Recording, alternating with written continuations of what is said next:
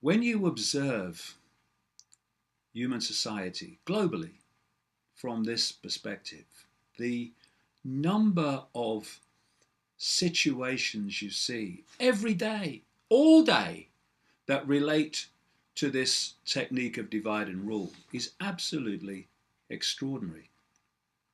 Like I say, individuals are manipulated by divide and rule, playing one off against another. So are nations. So are um, religions, races, factions of all kind. Why are they factions? Because divide and rule demands factions. And this is happening globally. Sometimes the divide and rule is blazed in the headlines, and other times it's in our everyday lives. But everywhere you look, divide and rule is there to see if you know what you're looking for. Now, one example that's really in the headlines at the moment is the extraordinary decision, on the face of it, of Muslim countries to bomb other Muslim countries and other Muslims. Like we have Saudi Arabia bombing in Yemen currently. But it all starts to make more sense when you realize that one of the great divide and rule examples is the dividing and ruling of Islam through two factions: the Sunni, the vast majority, and the Shia or Shiite. And when you start to realize that Sunni-dominated Saudi Arabia is bombing Shia rebels in Yemen, and that so many of these Arab on Arab, Muslim on Muslim conflicts and assaults are actually along the lines of Sunni and Shia. Now, they agree, these two factions, on almost everything about Islam. Can't be true, Dave. It is.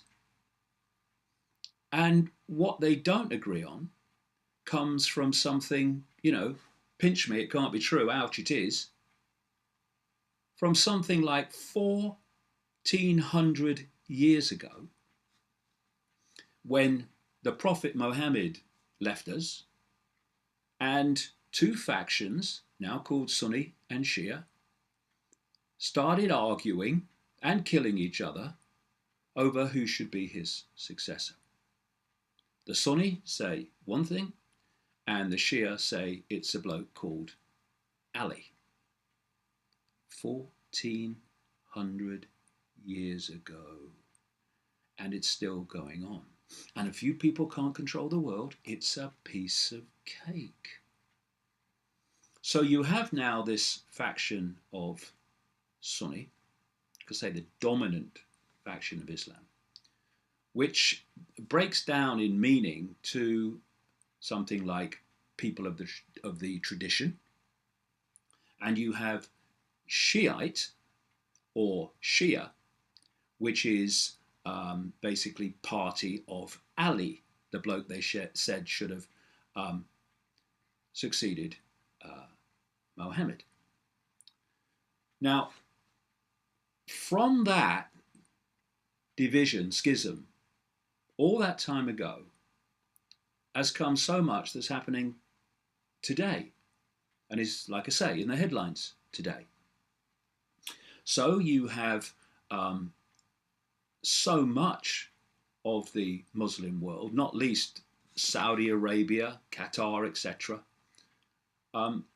who are more focused on unseating and destroying Shia targets than they are their alleged targets and opponents like Israel. And there are many other connections between the ruling fake royals of Saudi Arabia and Israel, which explain that at a much deeper level. So you look at the emphasis and the targeting of Iran by much of these Sunni dominated countries and their ruling elites. And it just so happens that Iran is the major center for the Shia Muslim faction sect. And then you have Saudi Arabia and Qatar, who have been supplying weapons, money, and support for rebels in Syria to target the regime of Assad. Assad comes from a sect called the Alawites, which is a faction of the Shia Muslim sect. Alawite means, in effect, followers of Ali, the bloke they said should have succeeded Mohammed. And then you look at ISIS. ISIS in Iraq. ISIS is a Sunni Muslim operation. And Iraq has, one of the rare countries, has a majority of Shia Muslims. Not absolutely up in the 80-90%, but significantly more than half. And we saw this week a Shia cleric in Iraq saying that if the United States creates a Sunni section of Iraq and a Kurdish section of Iraq as, in effect, separate countries, then the Shia of Iraq in its different forms will be at war with the United States as a result of that. And of course, people who've read my books and others will know that the plan all along has been to break Iraq up into, in effect, regions. Why? To divide and rule, to break up unity. That's the whole point. Divide and rule is bloody everywhere. So we have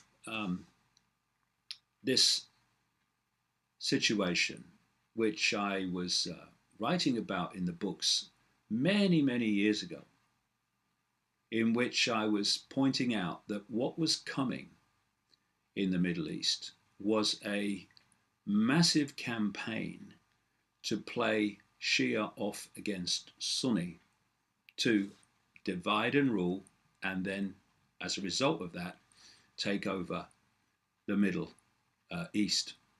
And that is what we're seeing. When I first wrote about the scale of it and the names involved in a book called The Biggest Secret in the late 1990s, it was seen as outrageous. Couldn't be. That couldn't happen. Now, as more and more comes out, people are beginning to reevaluate their scale and their perception of the possible. And to understand the nature of what is happening and the scale of it, the depth of it, you've really got to get our heads around the fact that pure undiluted evil is directing the world and manipulating events, and that what you see in the apparent world that we experience is merely a facade. It's merely a movie screen behind which untold, unspeakable evil goes on. The latest strand in this hidden web to start to appear now is the former cabinet minister former Home Secretary and other positions in the Margaret Thatcher administration in the 1980s, called Leon Brittan.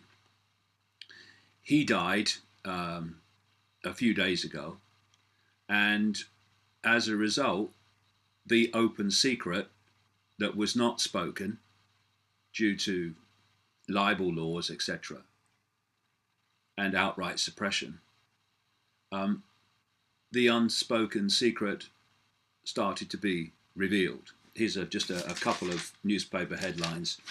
Britain abused me when I was 10 is one of them. Another one, cops filmed Leon Brittan at underage abuse house, and so it goes on. I've been investigating the paedophile networks, the elite paedophile networks involving some of the most famous people on the planet for 2 decades. And Leon Brittan was a name that came up quite often in the accounts of people who were describing what had happened to them. So I've been watching the Leon Brittan evolving situation with a shaking head, because when it was announced that Geoffrey Dickens, the Conservative MP, had handed a dossier of elite paedophiles to Leon Brittan when he was Home Secretary in the Thatcher government, and that this dossier, having been given to Brittan, went missing, it was like, well, it's obvious why it went missing, because Leon Brittan was a paedophile within the Westminster Downing Street paedophile ring that Dickens was in part exposing. It's no coincidence that the Thatcher Attorney General at the time was a man called Michael Havers, who is now named by victims as participating in paedophile parties where children were abused. And it was the same Michael Havers who sought, at the same time as Leon Brittan, to stop the naming of a British diplomat as a paedophile. So when Michael Havers' sister, Baroness Butler-Sloss, was named to head the inquiry into the dossier and what happened to it and why it went missing involving Leon Brittan, then you start to realize that they're laughing at us and there's another agenda here, and it's not to expose those responsible for elite paedophilia. When you then have an outcry about the ludicrousness of Butler-Sloss's appointment by Home Secretary, currently Theresa May, and the next one installed is Fiona Woolf, Lord Mayor of London, who is a friend, seems to be a close friend, of Leon Brittan's wife, friend too of Leon Brittan, and lives in the same street as Leon Brittan when Leon Brittan is the star main witness of the inquiry into what the heck happened to that dossier, etc. Then you know, like I say, that the agenda is not to reveal the truth, but to keep the lid on it. What they're actually saying is, we'll leave no stone unturned unless one of our people is underneath it. And then you have the situation where Leon Brittan dies of cancer, and what is called, he died after a long battle against cancer. Well, why wasn't that mentioned when this inquiry was set up? Why wasn't it relevant when, because of the ludicrous nature of the appointees to head the inquiry, it was delayed and delayed and delayed as people said, there's no credibility having this person or this person, so delay, delay, delay. Why was that not brought to the surface? Hey, this man is clearly in a late stage of cancer, as it turned out, if the cancer story is true. And yet there was no urgency to get him before anybody to be questioned while they still could. Instead, he died. And with him, the ability to question him about what happened. Now, there was another guy who was head of the children's home, manager of the children's home, a guy called Stingemore, who was head of the children's home that was supplying children to be abused at a place called the Elm Guest House in London. And one of the people named on the list of abusers by people who were connected to Elm House was Leon Brittan. One of the people exposing this says that he saw pictures of Leon Brittan with naked children at Elm House on his knee. So, within a few days of each other, Stingemore dies just before he's supposed to appear in court to face charges, and then Brittan dies before he can be questioned by the inquiry. And it turns out, after he died, when it was revealed, before he can be questioned by police about the raping of boys, about a boy being beaten to death in front of him, and other issues. And when you've been on the road of researching this subject for as long as I have now, it's another head shaker, because you're just seeing repeated the same methods and techniques of cover-up so it doesn't come out. And that's what we're seeing now more and more blatantly. For those around the world who may not have seen as much of that story as we have in Britain, what has happened is this. Countries have been bombed, manipulated into civil war, had their resources stolen, and their societies manipulated by the countries of the West who love freedom. And as a result of that, not surprisingly, who wouldn't, they have tried, with their families often, to make the perilous journey to what they believe is a new land of prosperity. This, for those at Calais, is perceived to be Britain.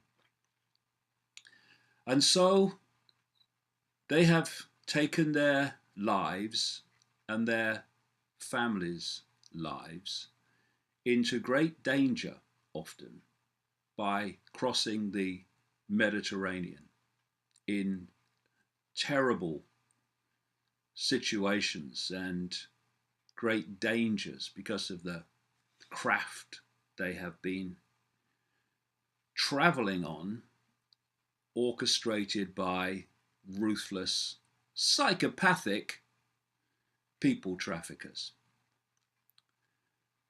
They have then made this journey across Europe to Calais, and now they are trying, through whatever means they can, to get across to Britain.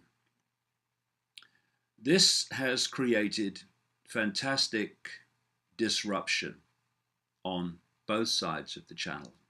Apparently, the last I read, some 6,000 lorries or trucks have been lined up on the British side, which can't get through the hold-ups into Europe. Businesses are being disrupted, some no doubt destroyed, by not being able to get supplies and customers to their business because of all the hold-ups. And so what you have, as frickin' usual in the madhouse, is that two groups of victims of the psychopaths are having different consequences of the psychopathic actions.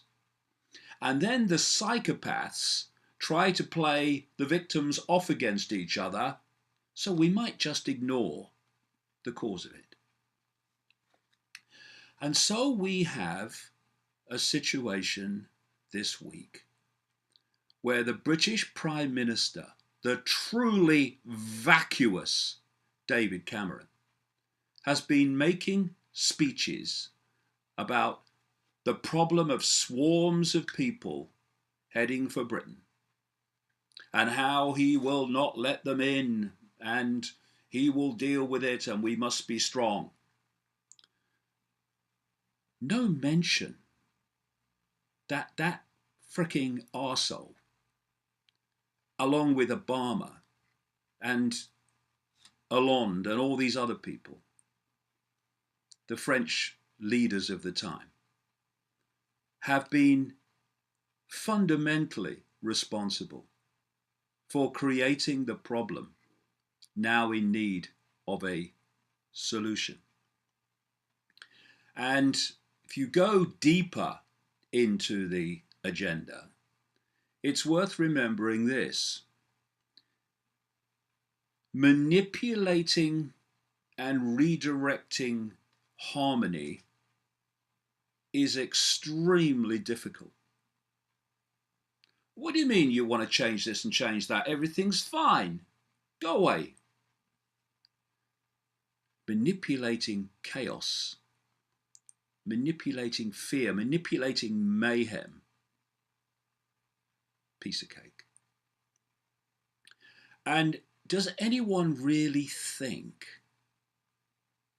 that the psychopaths weren't well aware, especially those in the shadows that drive and puppeteer these Cameron, Obama, Bush puppets, that they never knew that as a result of what they'd done and are continuing to do in North Africa and the Middle East, that what is happening now in terms of migrants and dispossessed people was not the inevitable outcome.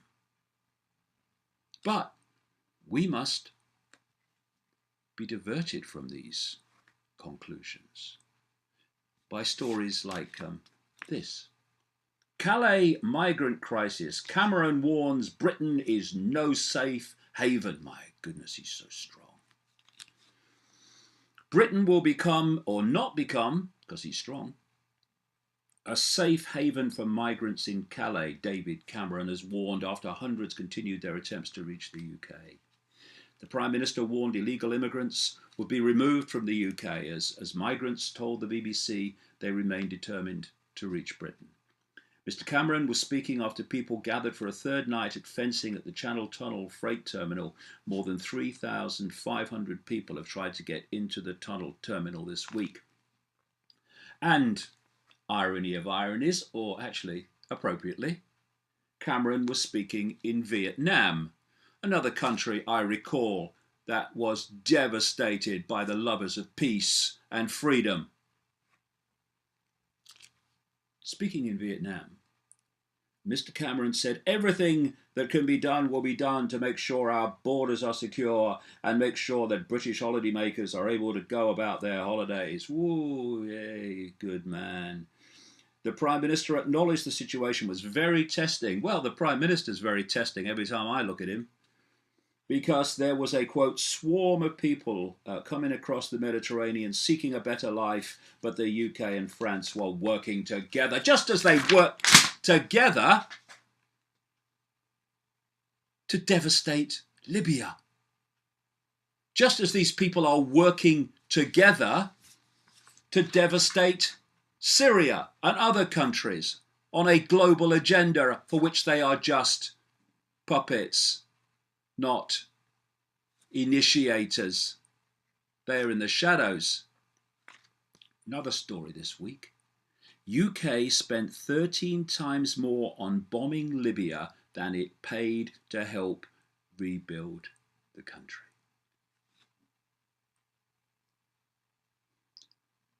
What happens is the psychopaths, who are selected because they're psychopaths by the psychopaths in the shadows to be the visual leaders of the psychopathic agenda, called prime ministers, presidents, and all the rest.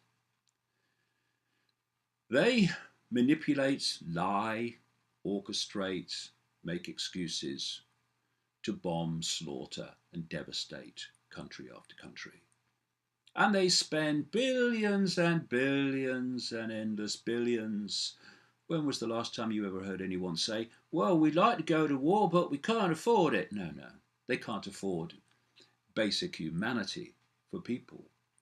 But war, no problem. And they spend these billions and billions ongoing. And they devastate countries. Then they spend just a little bit more, but far less in total, rebuilding the country. Just paying lip service to it, really. Not really rebuilding it at all.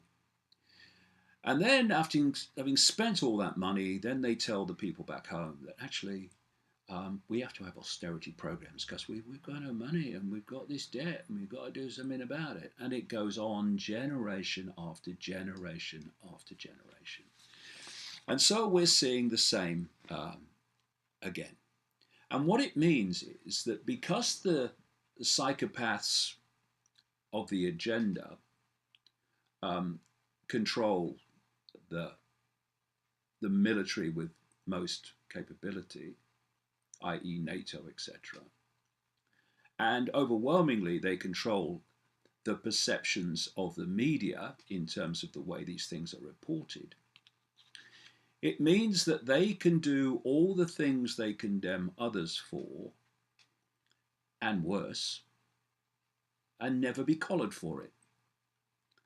And yet, the ones who are on the losing side, who do often far less than has been done by the moral West and its psychopathic leaders, they get the consequences. They end up in the International Criminal Court for war crimes, while the biggest war criminals on the planet, are you listening, Tony Blair? And you too, Cameron, get away with it. And you, George Bush.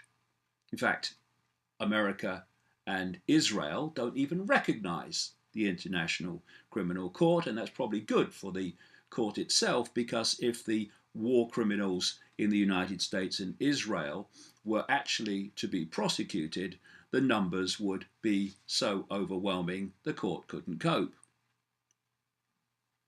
I'm going to develop this theme into the whole arena of what we bravely, outrageously, crazily call education. And the first story I'm going to start with is of this. Okay? It's a boy, he's aged 10, and he's had his hair cut. And, well, there's actually a big end, because he wanted his hair cut like this guy, a guy called Aguero, for those around the world who maybe are not in football countries. There can't be many. He is a very famous footballer in Britain, and he has a particular haircut, as you can see, and this lad wanted the same haircut. Fair enough. He's a boy. Why wouldn't he? Ah. But he had broken the golden rule. Thou shalt conform, and thou shalt not challenge conformity, even if it's a bloody haircut. Right. This is the news story. Bear with me, I'm not making it up. My goodness me, you have no idea how much I wish I was. Schoolboy ordered to wear a hat, I kid you not, in lessons because his Sergio Aguero style short back and sides is too extreme. There is one too extreme in this story, and that's the school and the lunatics that run it. Okay, it goes on. A schoolboy who had his hair cut like football idol Sergio Aguero has been ordered to wear a hat in lessons or stay home until it grows back. Could be a while, his family claim. 10-year-old Tom Mosley was told his short back and sides hairstyle, modelled on the Manchester City striker, was too extreme by staff at St Gilbert's Primary School in Winton, Eccles, and he was removed from school on his birthday. Well, that was his birthday present. He got out of jail, which is what schools have become. Actually, maybe have always been. Anyway, I'll get into that as we develop this theme through this videocast. His family say they were told that he could either return to classes when his hair had grown, restyle it, or wear a hat at all times. Parents Lisa, 39, and Kirk, 43, have attacked the school's decision and have decided to keep Tom out of school. Good on ya, good on ya. Likening the school's hat suggestion to wearing a dunce's cap. We could borrow the head teacher's if he wants. Mr. Mosley said, he's being punished for a haircut, but he has consistently achieved good results and he's well behaved in class. Doesn't matter. He's not conforming. The software program is miffed. We were given 3 options, he said. Take him out of school until it grows. Best one. Then cut it again so you stay out of school longer. Get it cut or sit in class wearing a hat. And he won't be allowed to play football at school. He would also have to sit outside the head teacher's office at break times wearing the hat. Did I mention I wasn't making this up? Oh, how I wish I was. So his dad said, we decided to keep him out of school because I'm not having him sitting with the equivalent of a dunce's cap hat on. Now, talking of dunce's hats, head teacher Cheryl Fox said, we set out clear standards on hair and dress at this school, which parents are made fully aware of and accept when pupils enrol. She goes on. We always suggest that an unsuitable haircut, unsuitable to whom, pray,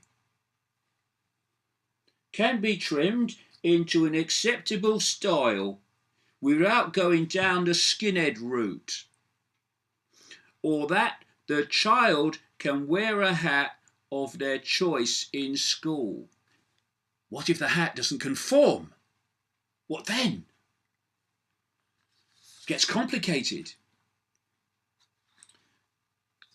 She goes on. If the parents wish to keep the child away from school until the haircut grows out, we will ensure their education does not suffer. Why? You're going to stay away from them, are you? Eh? Don't go near them. Then their education might prosper. But this is the classic. This is the classic quote that encompasses not just the education system, the sausage machine programming system, but human society as a system in general. I quote the head teacher. It is our responsibility to prepare children for high school, college, university and employment, where they will be expected to follow the rules of the establishment or dress code of their employer. We want our children to succeed and will continue to do all we can towards that aim.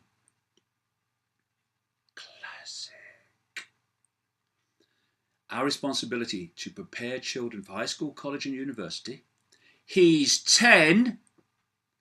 And employment where they will be expected to follow the rules of the establishment or dress code of their employer. He's 10. Because that's what school is. Have you heard this phrase they come up with all the time now? We must prepare children for the workplace. No.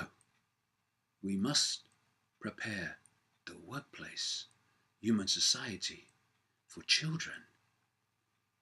The system should serve humanity. Humanity should not, as it does, serve it through crap like this. They are not preparing children to access all their infinite potential for expressing their individuality and uniqueness. They are preparing them to be a cog in a machine called the system.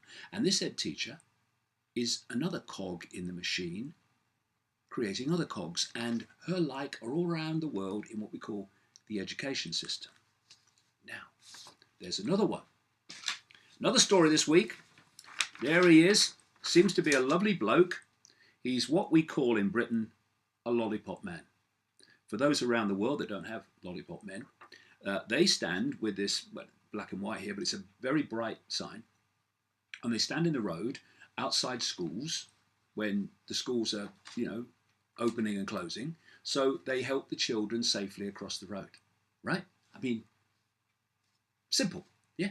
No, nothing is simple with a system that is simpleton. Okay, this is the story. And again, it's about destroying diversity, spontaneity, uniqueness. Conform. Here we go. Council orders lollipop man to stop high-fiving children. Hey, all right, mate, how you doing? No, that's human interaction. That's spontaneity. That's happiness. We can't have it. The software is miffed again. Here's the story. A Dumbarton, that's up in Scotland for people around the world, a Dumbarton lollipop man has been banned by the local council from high-fiving children as they cross the road. Nasana, his name, Nasana is known as Scotland's happiest lollipop man due to his singing and dancing at work. Because he not only high-fives the kids as they go across the road, he's standing in the middle there, he has a little dance. Hey, isn't that what life's about? Joy? No, not to the system. Joy! Joy! Arrest that man! Okay, we'll go on with the madness. Oh, sometimes I think it must be me, but then I think, nah, it's not. West Dunbartonshire Council, for it is they, said safety fears were behind the decision. But school parents have questioned the council's reasoning. Well, they're calling it reasoning. I mean, I guess they had to come up with some kind of word. With one father, David Dufton, starting a Facebook campaign to try to reverse the move. A statement from West Dunbartonshire Council said, presses enter to activate software. All patrollers are instructed when crossing children over a road to remain static with one hand on their stick and the other stretching outwards. All right, I'm conforming, okay. This ensures that they can be seen and effectively provides a barrier between school pupils and the traffic. Let's work our way through this. Doing that, standing still, between the cars and the kids is safe. But doing that All right, mate. Hey! Standing between the kids and the traffic is unsafe. Now, this ensures that they can be seen and effectively provides a barrier between school pupils and the traffic. Now, what a driver's got to do?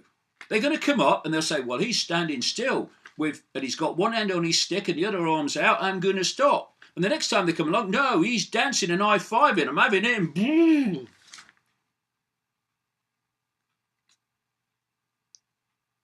Did I mention the world was freaking insane? I think I might have done. You know, you've only got to look at the usual bloody suspects to see that staying in the European Union is not good for the rest of us.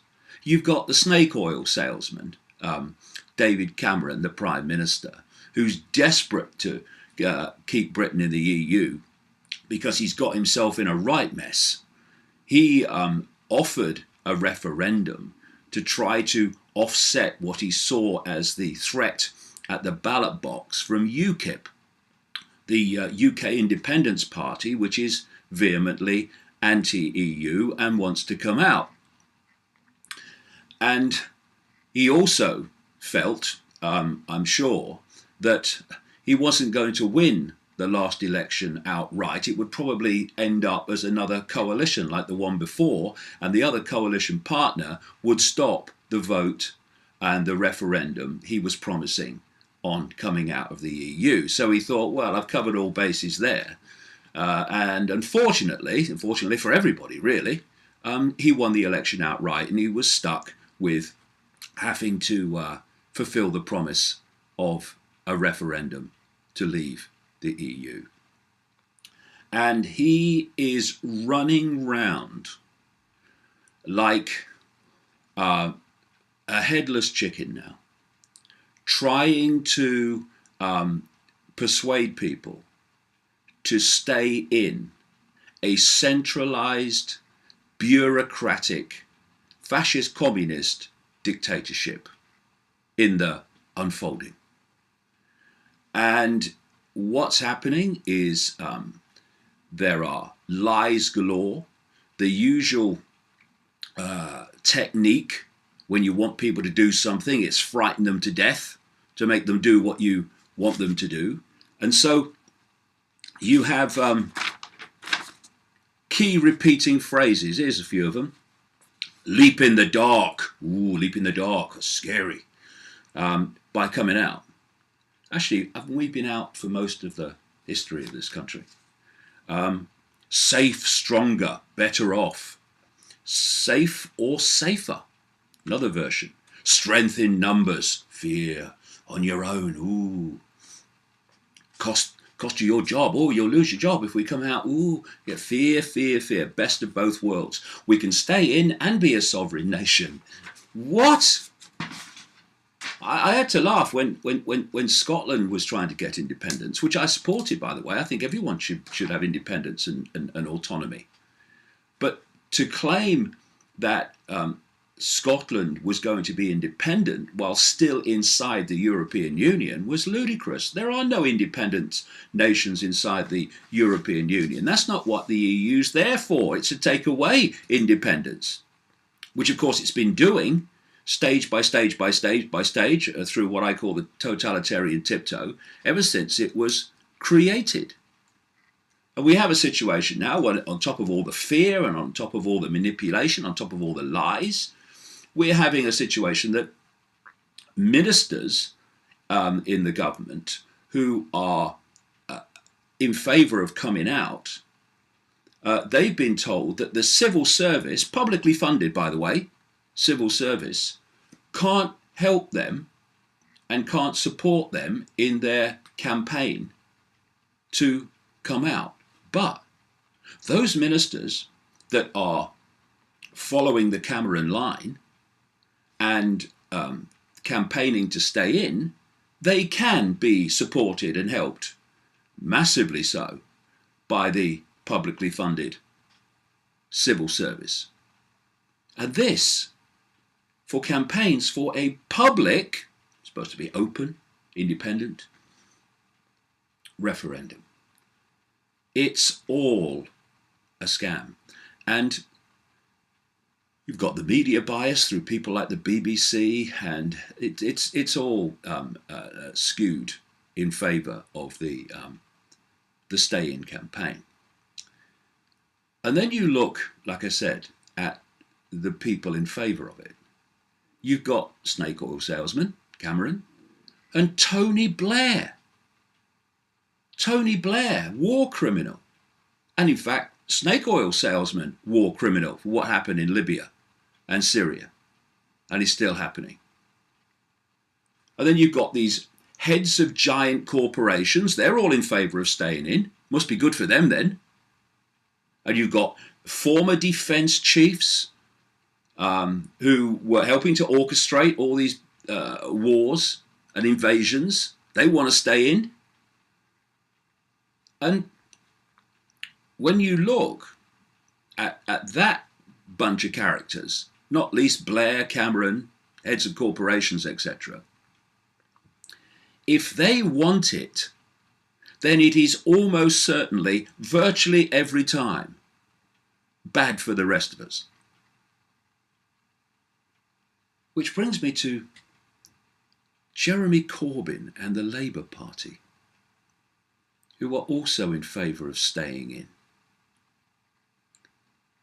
You know, I was pleased when Jeremy Corbyn won the election to be the leader of the opposition Labour Party, because at least it would trigger some kind of genuine debate on all the austerity policies and programs, creating great deprivation in this country by the snake oil salesman government.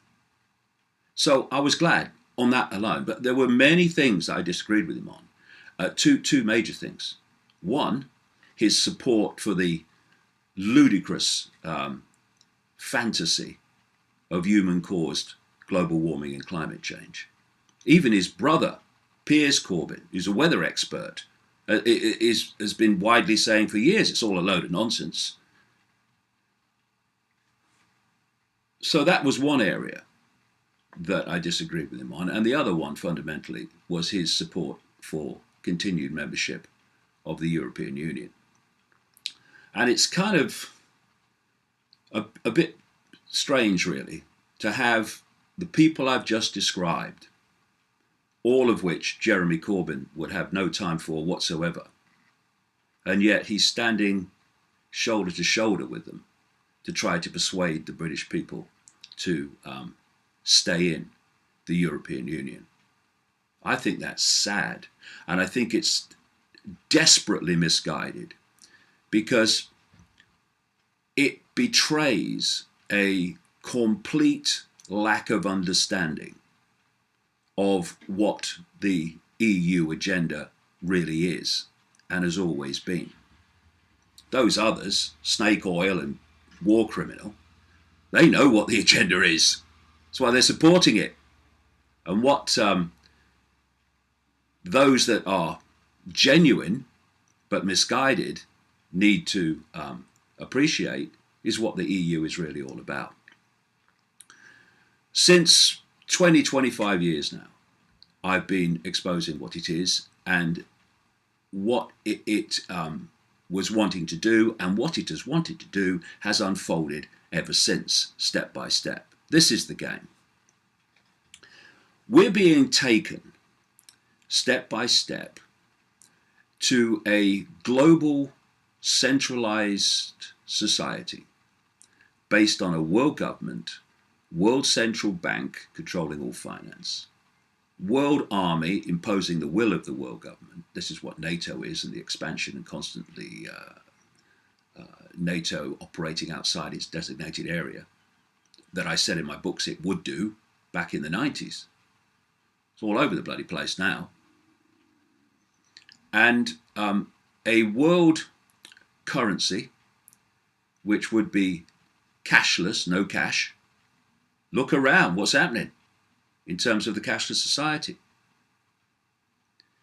And under this structure, this global structure, are designed to be superstates. There's the European Union, obviously, the first one that's really a long way along to its goal. They want an American Union. We have the African Union. They'll have a Middle East Union. They'll have a Pacific Union involving Australia, New Zealand, and what they're all, in terms of the European Union, has done, and what the others are in the process of doing, is being evolved to what the European Union has become, and then some, because it's not stopped yet, from free trade areas. Get them into the web by selling them free trade areas, just like the European Union, the European Economic Community, the EEC. It's only about jobs. It's not about political union, when we now know from released documents that the, well, words fail me, Prime Minister of Britain, Ted Heath, was giving away sovereignty in the future as a matter of course when he was negotiating British entry. Those official documents show that he was agreeing, as part of the negotiation to go in to the European Union as it became in the early 1970s, to destroy basically Britain's fishing industry, to destroy the mining industry and manufacturing industry to a very, very large extent. And all of those things have happened since we came in, because they were agreed as part of entry, but the people weren't told, that's all. And so if we look at these superstate structures like the EU, the plan within those is to destroy countries, to end all sovereignty, to end all nations, and break these unions up into regions. The maps are already there. Some of them have been published. And so the idea is to have a world government dictating to these union superstates, and the union superstates dictating to the regions of the superstate, with countries gone. And so the idea of the European Union is to get more and more and more power at the center, which of course it's been doing ever since it was created. And the idea that they are now going to somehow hand back power to Britain as part of this snake oil salesman negotiation that he claims to have made is ridiculous.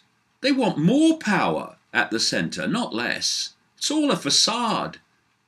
It's all just to persuade enough people to vote to stay in. Phew, got away with it. And the reason, I've done a whole video cast on this, which you can see on my YouTube channel or on the website. And the migration crisis that's happened, where vast, vast numbers of people have been allowed into Europe, many justifiably so, fleeing from wars, many, many, many who are doing it to use it as an opportunistic way of getting into Europe for their own reasons. This vast influx of migrants has been allowed, not least in places like Germany, by Chancellor Merkel, who is, when this hidden cabal says jump, she breaks the Olympic high jump record. The reason it's been done in such a open the doors and anything goes way is the plan is to break the sense of national identity among European countries, to break down those cultures. And in doing so, of course, those that are coming in and those already there are both being manipulated to an end by this hidden hand, which is playing one off against the other. They want conflict. They want upheaval. It helps them to justify more and more police state impositions to meet the solution to the problem of upheaval in Europe. But the reason in relation to what I'm talking about now is to dilute a sense of national culture, which makes people more open and less resistant to this European Union plan, agenda, to just take away countries, dismantle them and break them up into regions. Like I say, the maps already exist. And so if we look at this quote from a guy called Jean Monnet, he's known as the founding father of the European project, the EU. And this is what he wrote in a letter to a friend on April the 30th, 1952. What's that? Nearly 64 years ago. And he said this: Europe's nations should be guided towards the superstate without their people understanding what is happening. This can be accomplished by successive steps, each disguised as having an economic purpose, but which will eventually and irreversibly lead to federation. They've been manipulating, that's what I call the totalitarian tiptoe, step by step by step by step, ever since the European common market was introduced, because that was the plan from the start.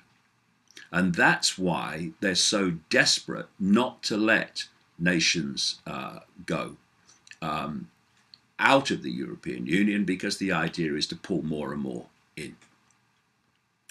So anyway, I've made my decision, not that there was a decision to make. I had these t-shirts made, which you get one on the website if you like, because the more that we can get this information out about the real agenda of the European Union and what's really happening, the better chance we have of shocking the establishment and getting out of this straitjacket, fascist, communist, bureaucratic, centralized superstate.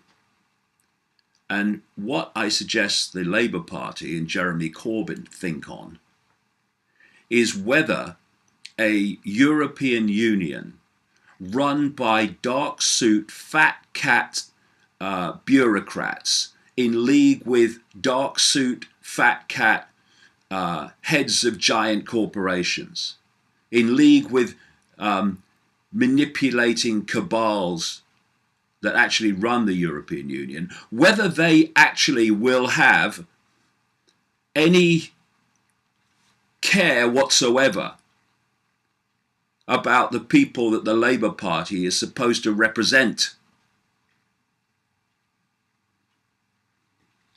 They're the target of these people. Why do you think austerity's everywhere? And you think the European Union is a way out of it? It's a way further into it, because that's what it's meant to be. Wake up, Labour Party. Wake up, Jeremy Corbyn. See what's going on, what the real agenda is. And then you might realise how misguided beyond belief it is for you to be supporting staying in this horrific exercise. Because what they're doing now, and what they will do right the way through to this referendum on June the 23rd, is they'll try to frighten you and frighten you and frighten you, not least economically, all your jobs and all that stuff. This is not at its core about economics. It's about freedom. It's about self-respect. It's about the freedom for people within a country to decide what happens in that country, to have laws decided in that country that affect that country, so that there is at least some sort of accountability. Accountability with the bureaucrats in Brussels? Are you having a laugh? It's about the self-respect of not having some arrogant fat cat dark suit dictating your life from far away, according to an agenda that ain't good for any of us. That's what this referendum's about. They'll try to frighten you about this, frighten you about that. But that's the core. It's about freedom and it's about self-respect. And the British people have the choice now. Are they going to grasp that? Or are they going to run away? Oh no, we better stay in. I don't like it. We better stay in because they've said this will happen. Yeah, and who are they? The people who will benefit from staying in. If we don't vote to get out of this, now the opportunity's there. Those that vote to stay in, they deserve to stay in so they can see what a ludicrous decision they made in the face of the evidence. Out. Freedom. Self-respect. Give the establishment a shock that it didn't think was coming. Catastrophic as that has been for so many people, the number of lives it's destroyed, the number of opportunities it's destroyed, that what happened in 2008 and in its aftermath is almost as nothing compared with what is planned. And now we have a opening to 2016 that has had the Chinese markets, casinos, in turmoil. And this has had a knock-on effect to other markets, casinos, all around the world.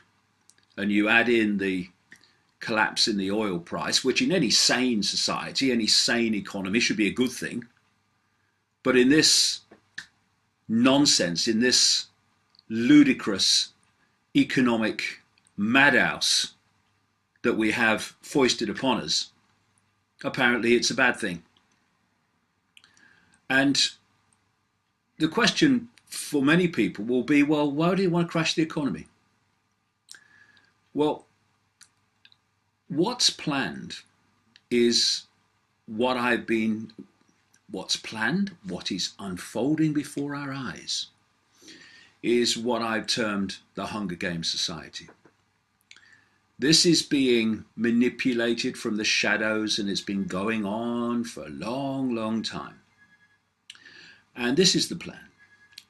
You have an elite of less than 1% of the world population dictating everything through a world government, world central bank, world army, a microchip population. That's what this transhumanism is all about.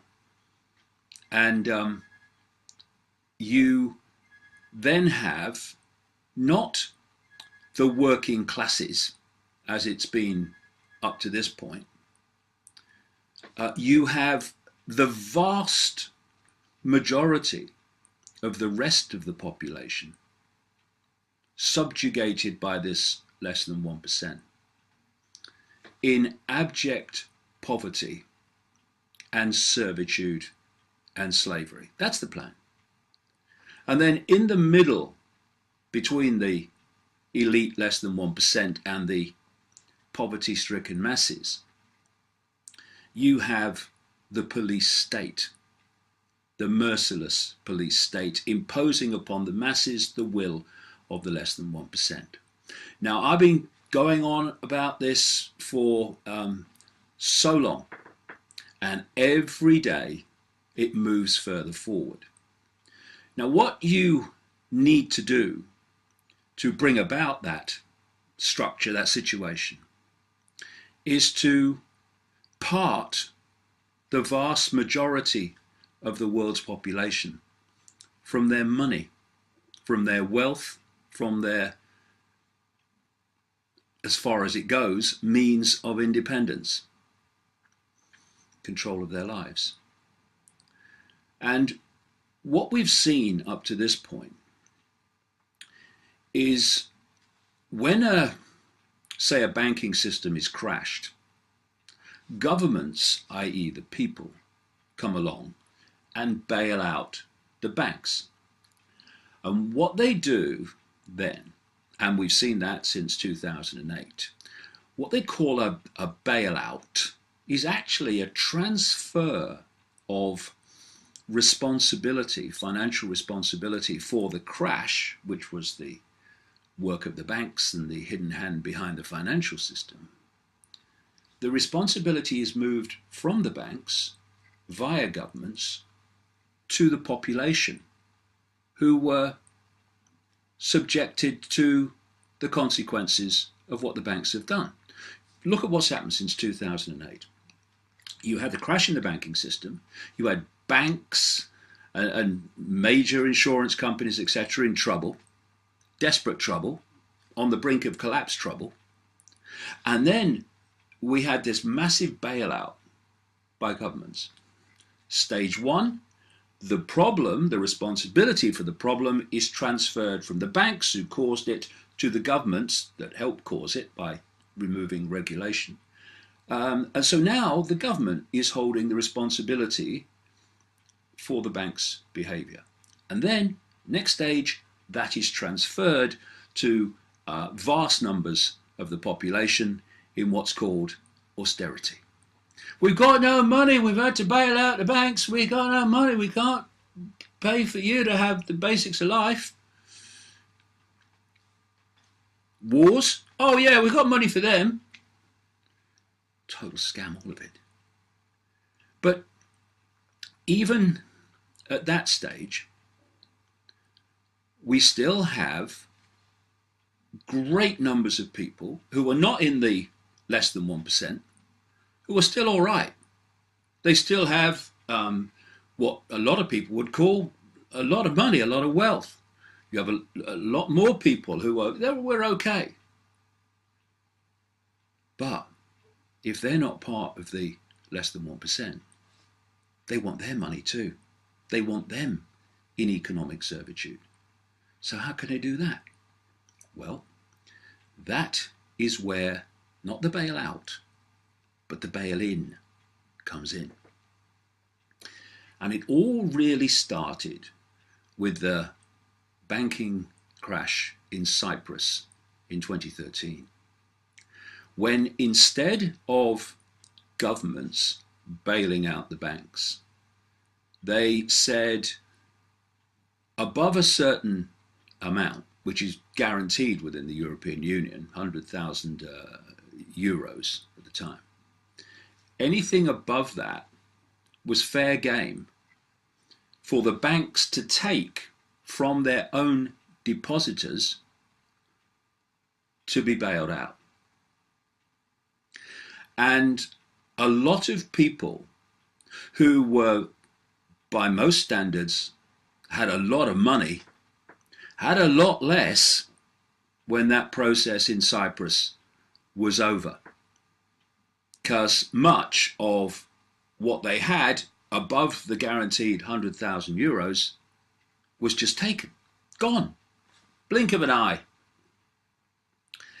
And this set the precedent, absolutely on purpose, all planned all along. And now we have a situation where they're saying any more banking crashes and the bail-in is what will be used to respond to it. And at the start of January in Britain, the amount of money guaranteed in banks for depositors by the government was reduced from £85,000 to £75,000. And then when the bail-ins come in, anything above that will be fair game to be taken, because You put money in a bank. What does that mean? It just means that you've given your money to the bank and you are an unsecured creditor. That's what you are as a depositor. So, this bail-in is a means to steal the wealth of people who at the moment are feeling they're all right because they are in the gun sights of all this because of the Hunger Games society and the poverty-stricken slave masses that I'm talking about. The financial system has been created from the start so that a few can control the many. Think of all the things you'd like to do in your life. If you could really make any choice, and invariably, if you can't do it, it will be because you don't have enough money. So money, control of money, equals choice. Control of money and how you earn money and how money is shared out dictates your basic freedom. Whether you've got to be somewhere at this time in the morning until this time in the afternoon, doing something you absolutely hate day after day just to earn the money to survive. The financial system has been systematically created to impose global slavery. And now what I'm talking about with these manufactured crashes and the bail-ins is to take that on and on and on until we reach the Hunger Games society situation that I described a few minutes ago. So when you look at the financial system, first of all, banks are lending money, he said in quotes, called credit, that has never, does not, and will never exist as a real substance, a real something. It's just figures on a screen. And you not only are borrowing figures on a screen, money out of fresh air, called credit, you have to pay the banks for it in what we call interest. There are many, many things that come from this. First of all, banks are allowed to lend 10 times and more. It's actually many more in truth, but at least 9, 10 times what they have on deposit. It's called fractional reserve lending. Every time you put a pound or a dollar in a bank, you're giving it the right to lend 9 or 10 it doesn't have. Called credit. And so when you go to a bank for a loan, say $50,000, all the bank is doing is typing into your account $50,000. Pulled out of fresh air under the ludicrous rules of fractional reserve lending. How did this come about? As I've been exposing in the books for years and years and years, the same force that owns the banks owns the governments that make the laws that affect the banks. That's how it works. So you borrow, in theory, £50,000 from a bank. They type into your account £50,000. That's what they do. And you then go away and you spend £10,000 of that to buy a car. So you give the owner of the car some fresh air money that has been given to you, and he then puts the £10,000 in, or dollars, whatever it is, in his bank. Now, his bank could lend 10 times that on money that was fresh air, and is still fresh air, but was fresh air when it was created. And this just shows you how much theoretical money, i.e. profits, that one single loan can create in the banking system. And there's another thing. You borrow this £50,000, $50,000, but you're not paying back that. You're paying back 50,000 plus interest. The interest is never created. Thus, there is never, ever nearly enough money to pay back all the debt and all the interest on the debt that is outstanding at any point. Thus, people losing their homes, their jobs, their businesses, their land, their property, they're all built into the system on purpose. And what this has allowed to happen is for the banks, in exchange for fresh air created out of nothing credit, to steal the real wealth of the world.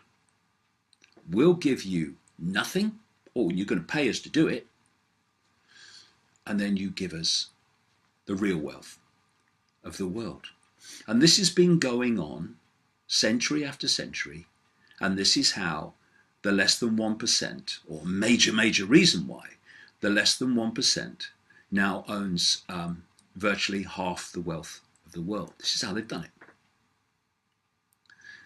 And so the financial system, and most of these financial journalists and economists, they don't bloody understand it. It's a simple structure you've got to look at, not all the bloody jargon and stuff that no one understands, including most of the people saying it. The financial system has been created on purpose as a means of control and dictatorship. And because it is built on nothing, fresh air, it's all about what they call in the markets, the casinos, confidence, market confidence. So when you're confident, you spend more money, you borrow more money, you invest more money, in theory money. And when you lose confidence, you do the opposite. You stop spending, you stop investing, you stop all the things that happen during a boom, and suddenly you've got a recession. And one of the key things that creates, or the key thing that creates a recession, is the inability of people to raise or borrow what they call money. So we had, after 2008, what did they call it? The credit crunch. And so who decides how much money is in circulation? Whether there's an abundance of units of exchange in circulation, or whether there's a credit crunch? The banks. Because the vast, overwhelming majority of money comes into circulation at the start as a debt, the unit of exchange that allows human life to happen, and for choices to be made, and for lives to be lived, starts out its life as a debt. Why aren't governments creating money interest-free so it becomes a unit of exchange from the start and not a unit of debt? Because, I repeat, the same hidden hand that controls the banks controls the governments. And Abraham Lincoln issued interest-free money called greenbacks in the United States. Whatever happened to Abraham Lincoln? Not too long afterwards, he was no longer with us, because this creation of money out of nothing is absolutely fundamental to the control of the hidden hand.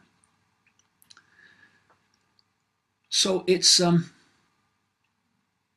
figment of our imagination, the financial system. And I've likened it many times to, you ever seen these cartoons where there's cartoon characters chasing each other on a big chase, and they run off the edge of a cliff.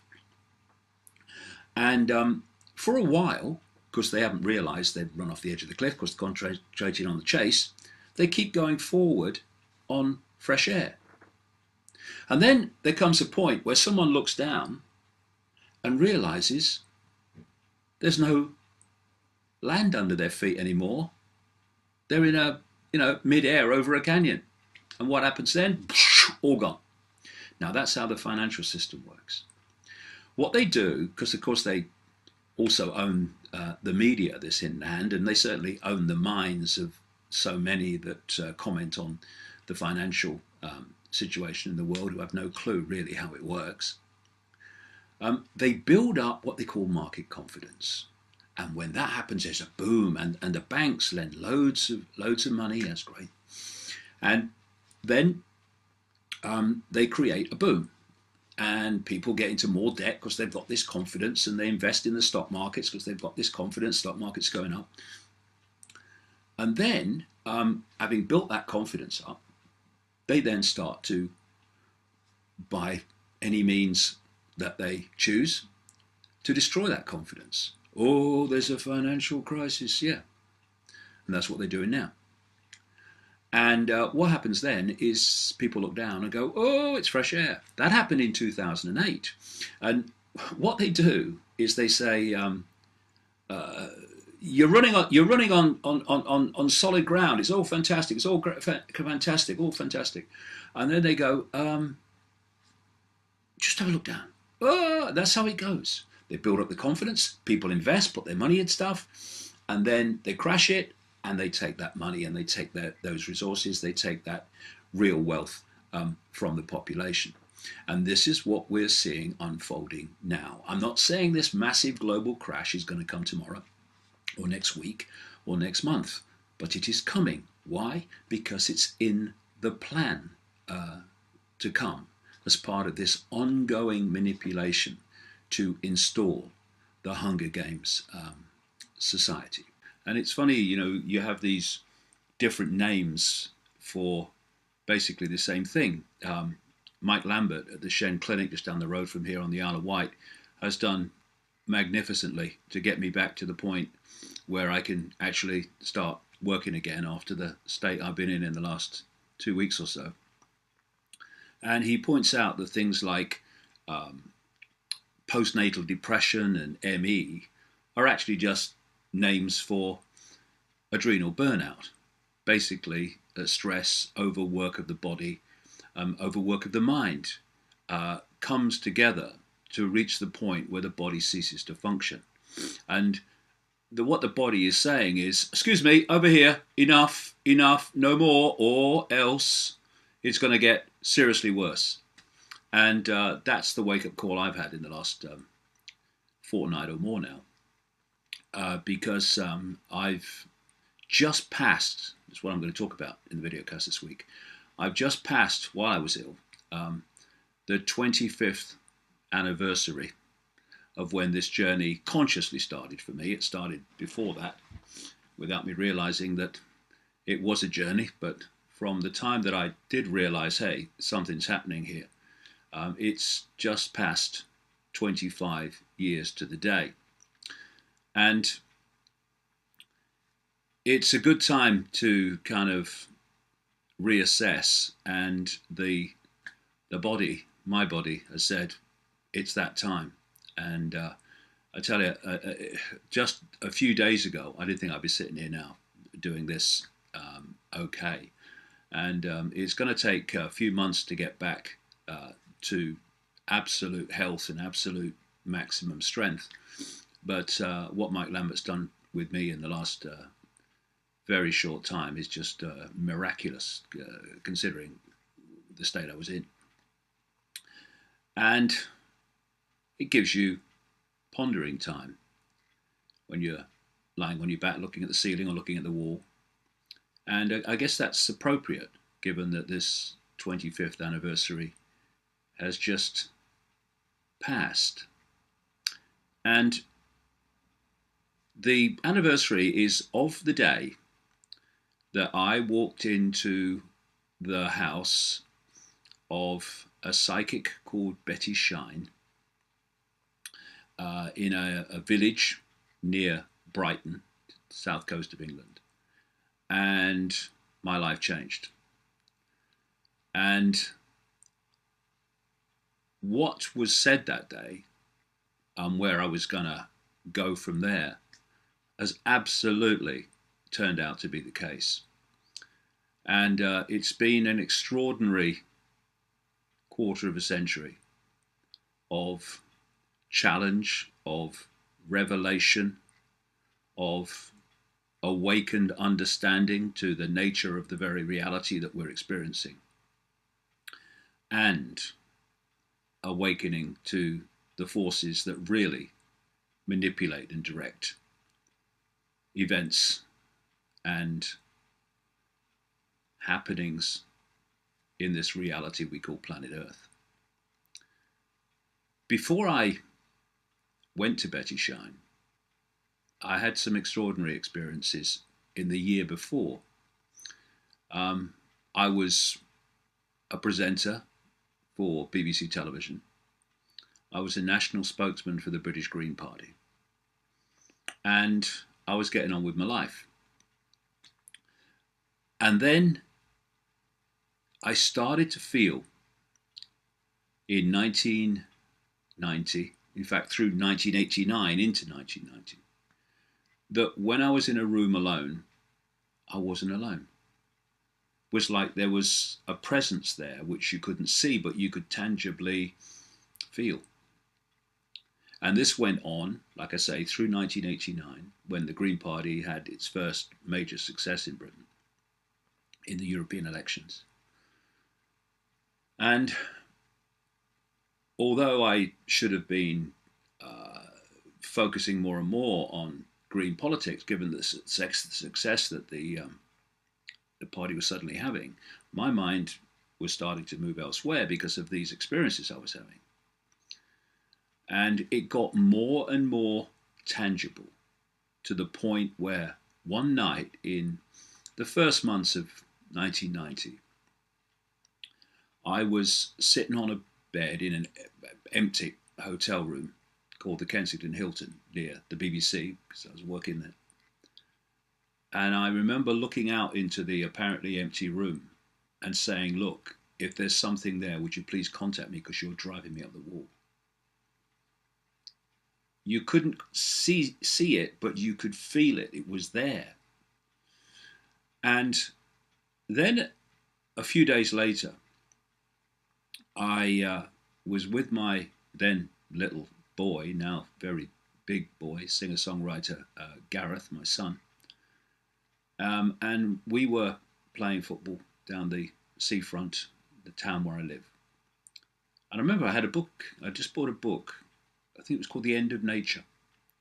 And I bought it to read it for, environmental Green Party reasons, and I never did read it because of what then happened. I said to Gaz, we'll go and get some lunch down this cafe on the railway station on the seafront here. It's no longer there now, but was very popular at the time. And when we got there, it was packed. So we turned to go up and find another one up in the town, when a railway worker stopped me and started talking about football. And I was chatting away, and then when the conversation was over, I realised that Gareth wasn't there. But I knew where he would be. He would be in the news shop, the newspaper and book shop right next to the station, part of the station actually. So I walk in to the door, and there he is reading steam train books. And I said, come on, Gas, we'll go up in the town and get some lunch. And at that moment, this is, must have been early March, that kind of time, 1990. My feet wouldn't move. And this is the first kind of real, if you like, what is called paranormal experience that I had that was, again, tangible. And I'm standing there, and it's like magnets are pulling my feet to the ground, and I'm, what the hell's going on? And then I heard this, not voice, but this very strong thought form pass through my mind. It said, "Go and look at the books on the far side." And I knew that bookshop very well, still there, and the books were almost totally romantic novels, Barbara Cartland, Mills and Boon, and all this stuff, which is not really my scene. But because of what was happening, I started to walk towards the books in a daze, thinking, what the hell's happening? And in among the romantic novels was this one book that stood out because it was different. And on the front was a woman's face. And the book was called Mind to Mind by a psychic called Betty Shine. So I picked the book up just because it was different from the rest, and I was kind of attracted to it in a kind of energetic way. And I picked it up, turned it over, and I read the blurb, which included the word psychic.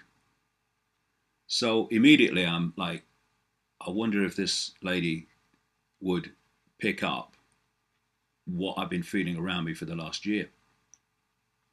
And I'd never been to a psychic before or anything like that. But I thought, I'm going to write to her. So I wrote to Betty and didn't tell her anything about what I was experiencing. I just said that I have arthritis, I don't take drugs for it, and maybe your hands-on healing, which is what she also did, might help, which was genuine. I thought it might. Who knows? The drugs were not an option for me, because if I'd have taken the drugs they gave me for arthritis when I was in my teens, I wouldn't be sitting here now. And so she replied, and I went to see her.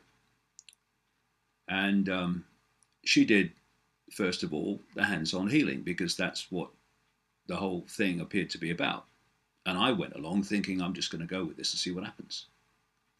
And hands-on healing, of course, is just an exchange of energy. You know, it's mumbo jumbo. No, it's an exchange of energy, mate, okay? When you come out of the Stone Age, give us a shout. Oh, you're a mainstream scientist. Still stands. And so, for the first two visits, it was hands-on healing, nice chat, interesting chat, and that was it. Then the third time I went, I was lying on this bench, like a medical bench thing, in her front room, and she was doing the hands-on healing near my left knee. And suddenly I felt like this spider's web on my face, like this cobweb feeling. Of course, I had not a clue what it was at the time, but now I know that it was electromagnetic energy, the same energy that makes the hairs on the back of your neck stand up. When you're in an excited crowd, which is generating electromagnetism. And what took me aback when I felt this was that I'd read in the book, Mind to Mind, that when other dimensions of reality, other entities, if you like, are trying to lock into you, communicate with you, you sometimes feel like a spider's web on your face because there's an electromagnetic connection being formed. Anyway, I said nothing to Betty Shine. She's the left knee. And suddenly, 10, 15 seconds later, she throws her head back and says, my God, this is powerful. I've got to close my eyes for this one. At which point I'm going, whoa, what's happening here? And suddenly, both that day and the next time I came, which was, I only went like 3 or 4 times, she said she was getting messages which were to be passed on to me. And I wrote a book as a result of all this called Truth Vibrations. And I have gone through it, this experience again in the perception deception. And this is what came out of Betty's mouth, through Betty, if you like, at that time. Just today, a few days past 25 years to the day, and the day that my life changed dramatically. Divergent. It's obviously a movie. It came out this year and has done the rounds of the cinemas, but I didn't get to see it then. But I saw it on DVD. Very, very symbolic movie, which I'll talk about later. But the key thing is divergent. Being a divergent. In other words, having another way of looking at the world, another way of looking at world events. Because the whole kind of theme of Divergent is that the population was broken up into certain sections, which were basically perceptions of the world. And you had to pick one of these perceptions, in effect. And what they were terrified of were people who had the ability to have multiple perceptions in the way I'm describing it. And they were called divergent. In other words, they had the ability to think across the spectrum rather than what we would call in the box, in the bubble. And it's no accident that throughout human history, those in authority have been terrified of what this movie calls the divergent people. Those who have the ability to free think, to take in information, experience, things they see, and reach their own conclusions on them, rather than being told what to think by, in the modern world, politicians or the media telling them what they're seeing means. You know, it's fascinating to watch studies where you have a set of pictures and you put a voiceover on it. And what the voiceover is basically telling you is what you're looking at. It's telling you what the pictures mean and what the pictures are in terms of their relevance. But if you put another voiceover on the same pictures, suddenly the pictures look very different.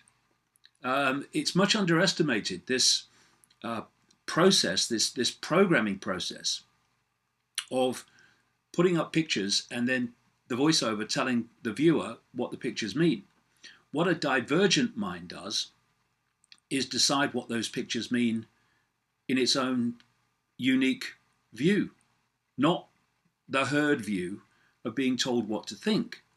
And one of the examples of divergent thinking, divergent perception, is the massively important and fundamental mass mind control technique that I called many years ago now problem reaction solution. Create the problem covertly, blame it on someone else, present a cover story for why it happened and who was responsible. And after creating the problem, you then tell the public what you want them to believe about the problem so that they will reaction in the way that you want. Fear, outrage, something must be done, what are they going to do about it, all these things. And then they can move to stage 3, which is the solution. Those who've covertly created the problem, got the public reaction, do something, fear, all the rest of it, then offer openly the solutions to the problems they've created. So, you look at 9/11, a non-divergent mind would look at that and believe the official story, even though hardly one strand of the official story can be true when connected with other strands of the official story. If that's true, that can't be true. If that's true, that can't be true, and so on. But the non-divergent mind just takes that information from the authorities, and this is, of course, the mentality that dominates globally the mainstream media. What a nightmare situation that is when a non-divergent mind is actually the middle man and woman between what the authorities are telling you and what the people are hearing. So this non-divergent mind is how the manufactured cover story uh, becomes accepted truth and accepted a history, official history, Hollywood history, all of it. But the divergent mind looks at the same information and says, well, hold on a second. I'm going to decide what I make of this. I'm not going to be told what to make of this. And when you do that, you start to see that the official story of 9/11 is a tissue of lies from start to finish. And it was